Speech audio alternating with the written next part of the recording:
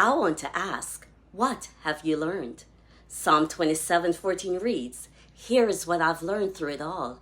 Don't give up. Don't be impatient. Be entwined as one with the Lord. Be brave and courageous and never lose hope. Yes, keep on waiting, for he will never disappoint you. David, a man after God's heart, wrote this psalm as a prayer to express this total trust in God that developed by learning from his life experiences. David was surrounded by enemies and false witnesses, but he learned not to be fearful or afraid because of his confidence in God, who was his shield, protector, and strength. He learned to be diligent in worship regardless of the trouble he was facing because of his experience staying in the secret place of God's presence.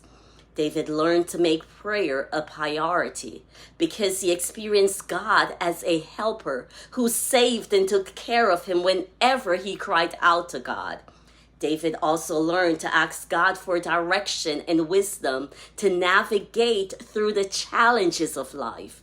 Regardless of how life was lifing for David, he learned to be bold, to encourage himself, to wait on God in the midst of everything.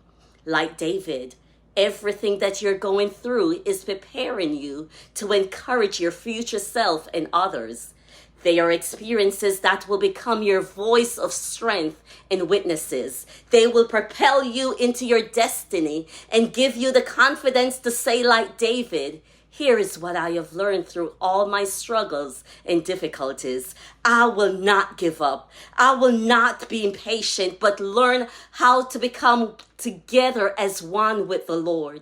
I was brave and courageous, and I held on to the promises of God.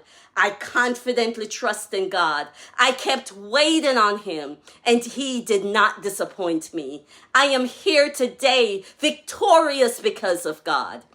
A part of a quote say, life and time are the best teachers. God has given you both. So what have you learned?